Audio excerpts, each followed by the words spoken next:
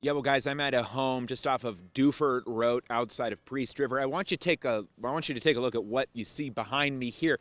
5 trees in all toppled. Some of them, like you can see over here on the left of your screen, some of these trees were just uprooted. Now, fortunately, nobody was hurt in this.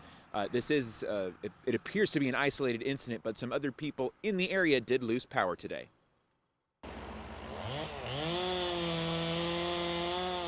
It just tipped all 5 of them over at the same time. Those 5 things she's referring to are all tall trees. Here's a photo of what the neighbors to these homeowners outside of Priest River woke up to this morning. It upset her, and she started crying. Of course, she was worried about the kids. Everyone was okay, but some damage to this roughly 100-year-old home was apparent. High winds whipped through parts of Bonner County today. Forecasters had said areas around Sandpoint would be hit the hardest. That freak wind that comes out of the northwest, or northeast, excuse me. At one point this afternoon, Northern Lights Electric reported over 3,000 members were without power. They came in at a steady stream, a staff member told us. Outages around Priest Lake accounted for a good portion of that. Now, to the south in Kootenai County, Kootenai Electric reported just 360 members being out a little before 5 this morning. Some trees fell in that area too, though. These photos are from a home in Hayden Lake, over in Farragut State Park. And so we definitely expected some tree damage today. Crews closed the boat launch due to these trees which fell over the road.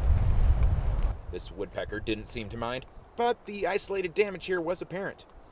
One thing not helping the situation here in Farragut, bark beetles, who have damaged some of these trees and have had their way. There was one large one across the road, and when the guys went down and started to try to clean it up, they heard cracking and a couple fall nearby, and they decided at that point to back up. Back in Priest River, it was clear these crews would need to return for more follow-up work at another time. The homeowner told us off camera he's put in plenty of work fixing up this old place. I'm hoping it's going to be fixable. I want that house to be whole again.